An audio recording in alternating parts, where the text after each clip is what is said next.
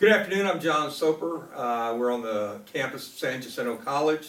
This is our lecture for today. It's about eye protection, specifically eye protection from speeding projectiles. There are over 500,000 eye injuries annually that are admitted to the emergency room secondary to sports-related activities. 250 people a day are hit in the face with a baseball, either the face or the eye. There are the primary reason for loss of vision for children 8 to 18 is sports-related activities. There are more eyes lost in 1 year due to speeding projectiles than probably have ever been lost in all of history due to ultraviolet light exposure. Except everybody knows about UV light, don't they, in sunglasses? And they're all concerned about that. But how many people are concerned with protecting their eyes from speeding projectiles? An airbag on an automobile has sufficient impact to shatter a pair of eyeglasses. When we're talking about eye protection, we first have to look at impact resistancy. The American National Standards, or ANSI standards, for impact resistancy for a pair of eyeglasses, dress eyeglasses, state that a pair of eyeglasses must withstand the impact of a 5/8 of an inch steel ball dropped from the height of 50 inches. A pair of glasses to be certified as safety eyewear must withstand the impact of a 1-inch diameter steel ball dropped from the same height of 50 inches. That's really not that much. Glass lenses are the least impact resistant material we have to make spectacle lenses out of. Next is CR39 plastic. This is the most common plastic that spectacle lenses are made out of. The most protective material we have for the human eye is polycarbonate.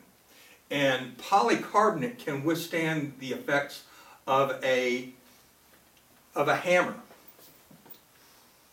You can take a hammer and hit a polycarbonate lens. If I had a polycarbonate lens right now with me, I could hit it and show you exactly the impact resistancy of it. Lens thickness plays a consideration in impact resistancy as well. The thicker the lens, the more impact resistant it is going to be. The thinner the lens, the less impact resistant it will be. Thank you very much. This is a polycarbonate lens material. I can take it and literally hit it, and it will not shatter. We would assume that polycarbonate is a hard material. In fact, it's the opposite. It's very soft. We're able to actually flex the material and have it not break, as opposed to it being brittle like glass and shattering. Now, when we talk about eye protection and eyeglasses, the most important thing is going to be the material, followed closely by the stability of that material in front of the eye. I have here Bad Bob, and Bad Bob is wearing a pair of sunglasses. They're large frames, and they have regular plastic lenses in it. We would assume that if Bad Bob were on the golf course and got hit in the eye with a golf ball, he would be okay. Well, let's see what happens. Right there. As you can see, when Bad Bob was hit with the ball, what happened? The glasses came off. The whole stability of the glasses the integrity of the glasses has changed completely. It doesn't matter what the material is. I have a pair of polycarbonate lenses here. I'll put them on Bad Bob.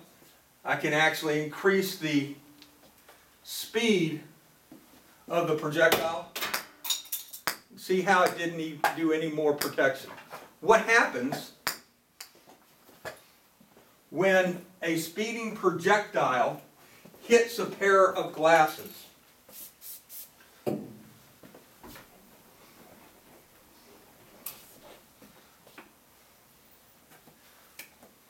here's your glasses, your eye.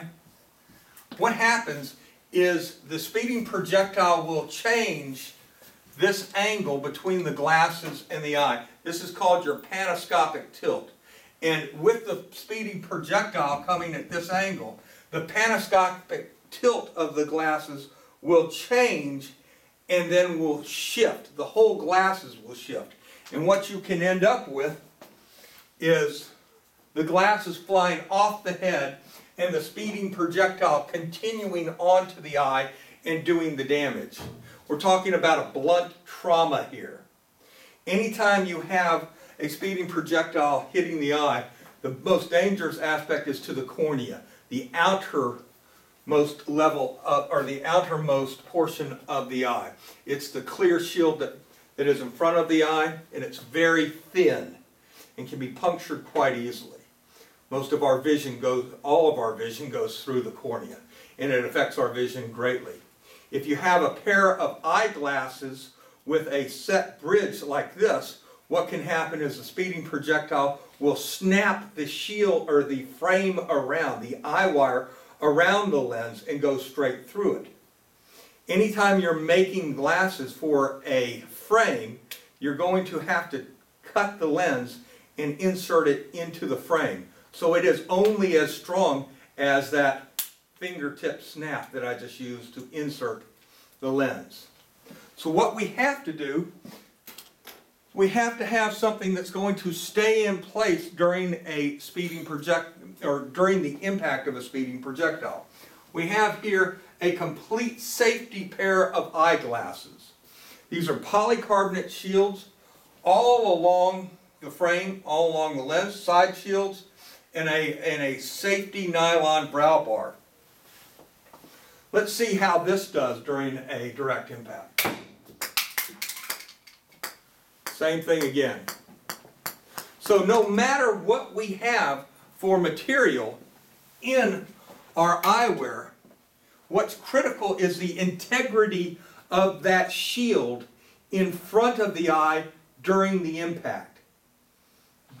The most common form of sports-related eye injuries are secondary to basketball. Elbows and fingertips. You get corneal abrasions, get a blowout fracture to the globe that can actually cause the optic nerve to sever and complete loss of vision can occur. The most common form of, the most common sport activity related to enucleations. This is where we actually remove the globe of the eye because the injury is so severe, is from what sports activity? Golf. I get you're guessing, well, that's because the golf ball is the same size as the globe and it's traveling at a very high rate of speed. And if it hits the globe, or hits the eye or the globe, it's going to puncture it. Well, you would be correct. But that's not the most common form of sports-related or golf-related injury that results in enucleation. It is from being hit by a golf club, specifically on the tee box with the driver. What happens is you have 4 people on a tee box and somebody takes a practice swing and you have this metal coming up from a lower level and it hits the frontal bone and causes a blowout fracture. Now what happens if you have glasses in place of that? The panoscopic tilt changes and the glasses go off. So what do we have to do? We have to come up with some way of keeping the shield in place during an impact resistance, or during an impact. We have to keep the impact resistancy of the material consistent. The way you do that is with a cord system. This particular product is eye armor, like body armor for your eye. It's a 3mm polycarbonate shield, thick polycarbonate. It is attached to safety nylon with metal screws, and it attaches the brow bar that goes along the brow to the the brow bar of the glasses so that it is one piece. Now I can try on this eye armor and notice that it can fit my head and snugly. It's not going anywhere. I can jump head first into water, into a pool, and come up, and they're going to stay perfectly in position. No matter the speed of the projectile, the shield is going to keep its integrity. It's going to stay right in place, like the polycarbonate shield did when I hit it. It's not going to move. It's going to protect my eyes. Now, how do you keep... Well, this is great for me. What if we have a small kid? How do you protect a small child's eyes?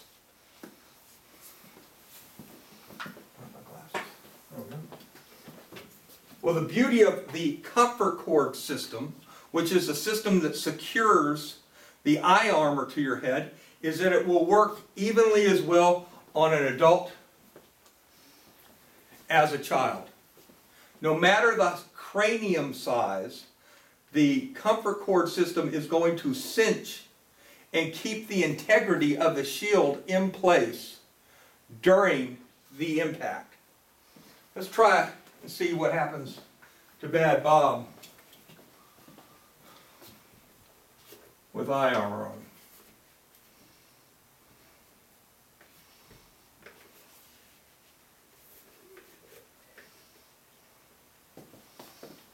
Okay, let's get our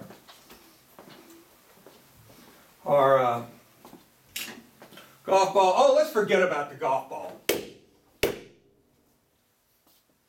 Try that with some glasses. I hit it down below, but it came off.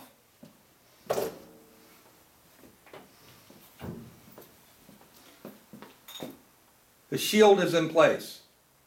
The shield is intact. It has not been perforated. Okay? Eye protection for the athlete, eye protection for all kids playing all sports is critical.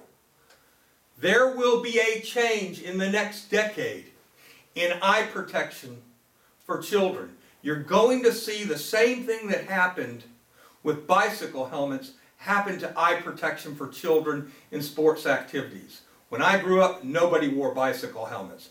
Now it seems like it's against the law for a child to ride on a bicycle without a bicycle helmet. And if, for God's sakes, he does, every parent in the neighborhood is going to scream at the parent for letting their child do it. Yet we let our children every day play football, baseball, and basketball with no eye protection. There was a survey one time where they asked people, if you could have a choice of having your arms cut off, or your legs cut off, or losing your sight, which would you choose?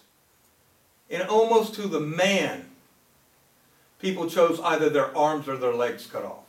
They would prefer to live a restrictive lifestyle by not walking or not feeling or touching, rather than not being able to see. We have a responsibility as eye care professionals to protect people's eyes. We have a responsibility to let parents know that we need to protect their children's eyes. This time has come. Eye protection is going to become critical. And one other thing. You'll hear parents say, oh, my child doesn't wear their glasses while playing baseball because they might break them. So they're going to let a nearsighted child stand in front of a batter throwing a ball. Child can't even avoid the ball coming at them now. Not only have you taken some protection away, now you've taken their ability to avoid it.